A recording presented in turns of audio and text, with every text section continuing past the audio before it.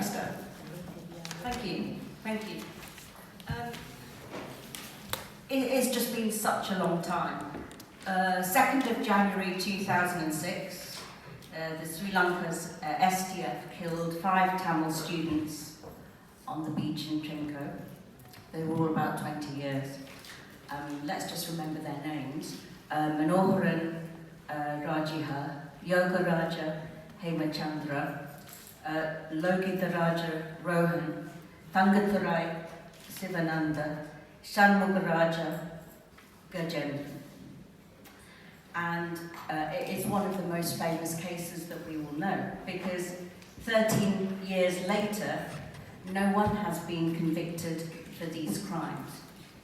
There has been a commission inquiry and 2 police investigations, and the OHCHR investigation said that there are reasonable grounds to believe that the SDF killed the 5 students. So that was in 2006. They got the evidence and no one has been convicted. Sri Lanka doesn't want to convict them.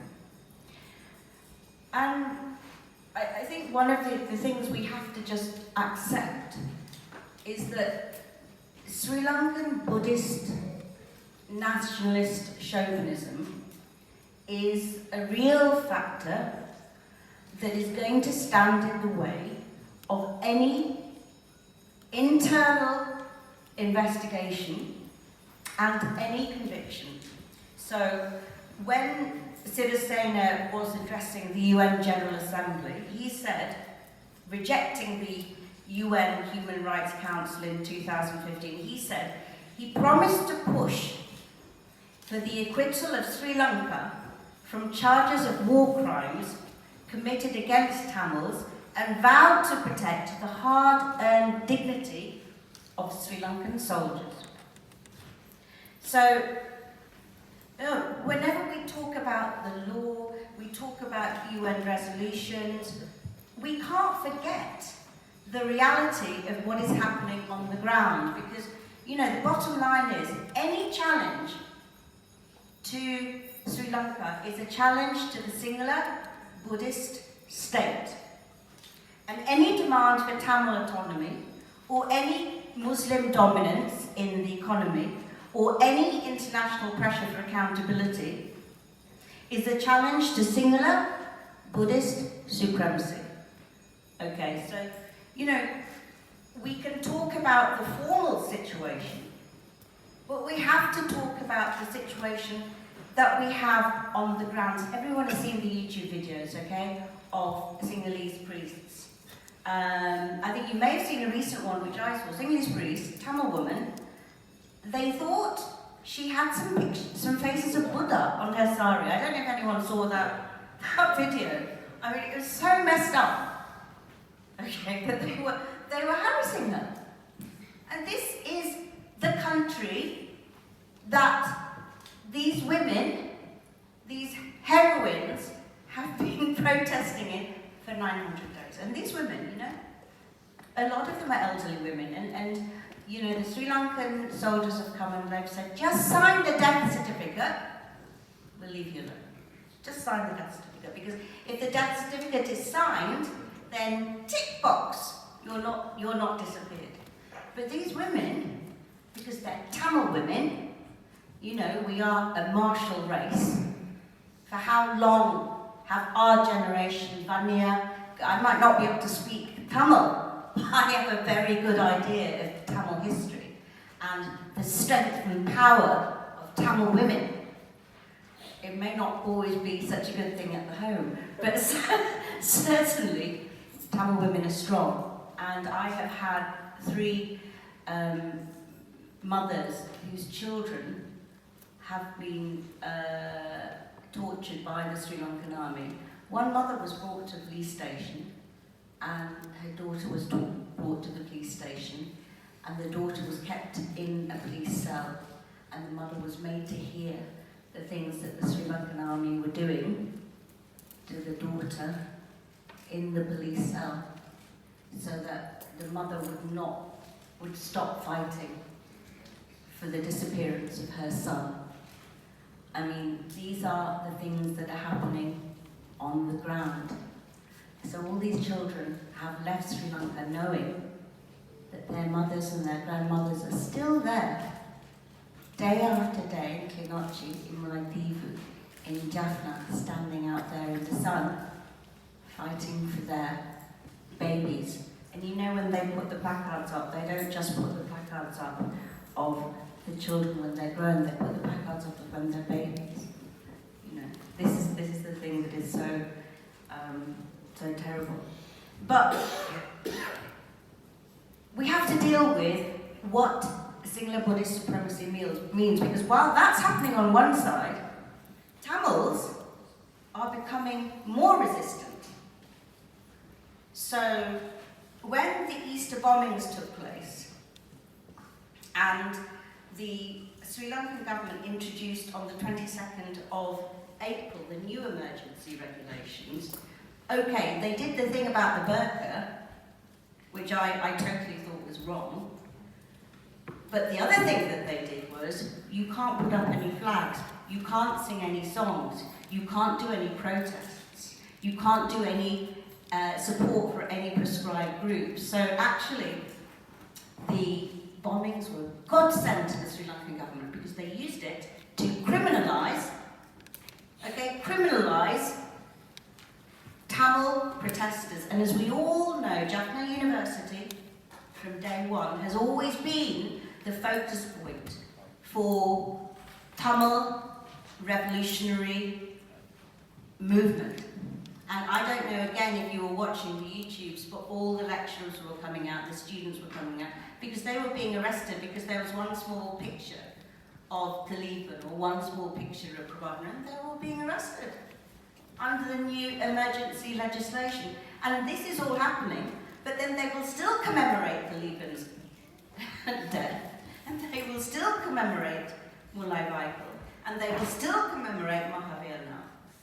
So, in Sri Lanka, despite, so we have Sinhalese Buddhist chauvinism on the one side, but on the other side, we have Tamils of all ages who are still defiant.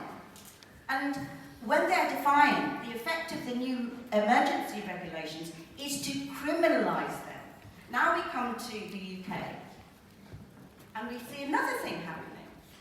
And, so we have Yogiana, we have Oxford, we have a total setup where an agent of the Sri Lankan High Commission has identified some of the protesters as holding prescribed materials, which was the Tamil flag. The Tamil flag, the tiger that goes back to Chola, Devanya, okay, which anybody who is a patriot would know.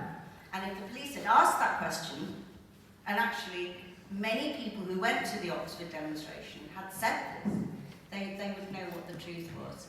And I have to say, my respect for Yogan shot through the roof, because first of all, to see him handcuffed, to see one of our community leaders handcuffed like that, because the Sri Lankan state had accused him of being a terrorist. To me, it symbolised everything about the Tamil diaspora in London. And he was smiling, okay? And then you have, all of the investigations. But I thought, and then at the end, I thought there is one thing that this encapsulates Tamil so much. So what happened was, at the end, everyone was released from the police station, and I don't know if everyone saw this picture, but it was a picture of a really big flag. It wasn't a little flag, it was a ginormous flag.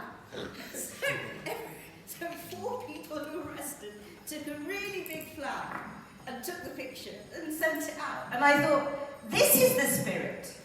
This is the spirit of the Tamil diaspora. This is the spirit of those who are resisting in the north.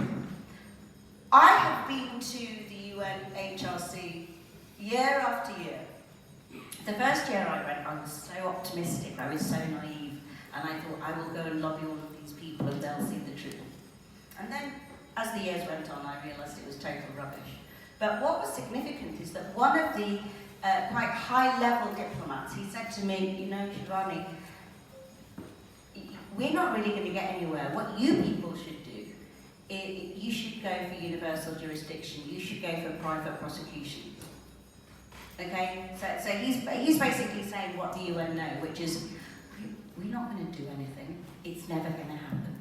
Okay, you are the ones who should do it. And you know, funnily enough, we did, because then Brigadier Fernando comes in, and no one knew he was going to do this. It was Independence Day. He must have had a bit of whiskey, you know, and all the other officers must have had a bit of whiskey, and they came out.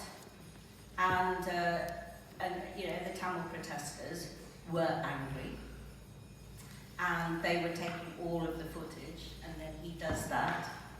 And you have to know the Vanley story to understand why that is a significant issue, and that is, you know, the way that some of those who had surrendered were treated. It is actually a really brutal thing to do. And he was arrested, and there was a trial. We didn't have the UN helping us.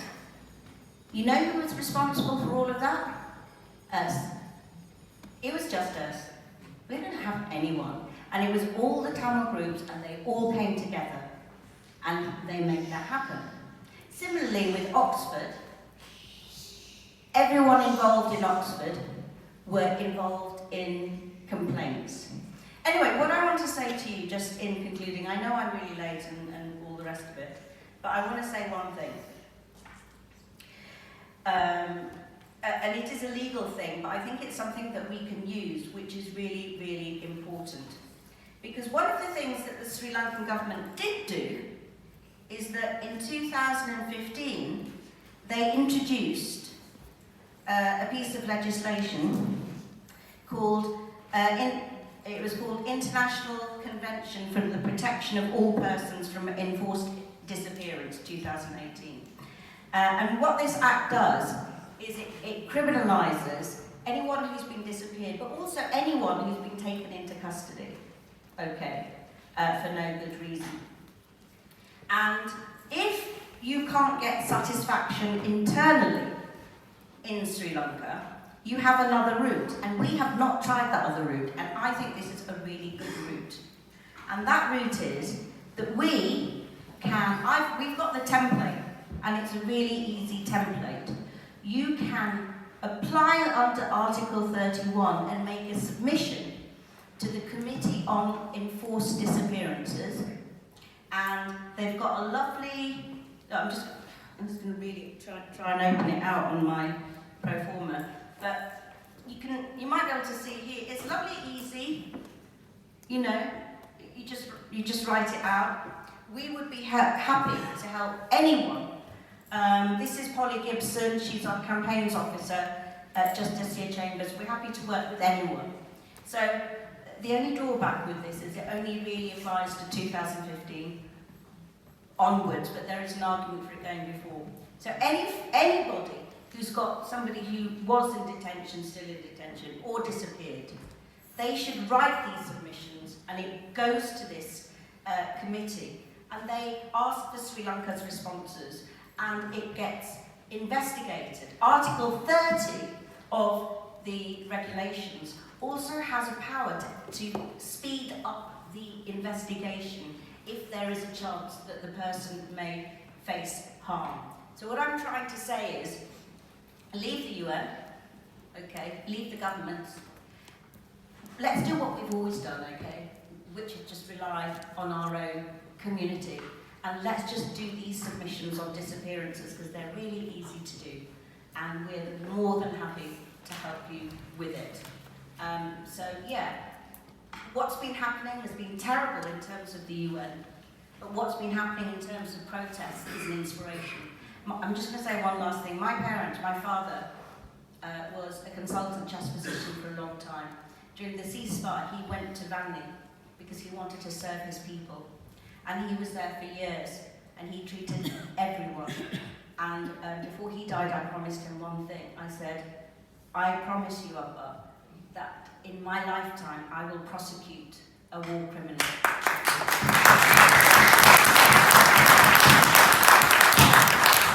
And I will have him convicted. and I'm not without hope. Every day, I think, how am I going to make that promise to my father? He was a real Tamil patriot.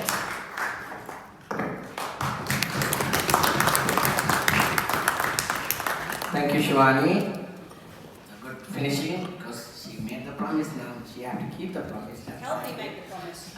I will do all my best. I'm sure the TGTE will do their best as well, and the volunteers and the old Tamils have to take that oath as well to doing that, and you will do so. Thank you.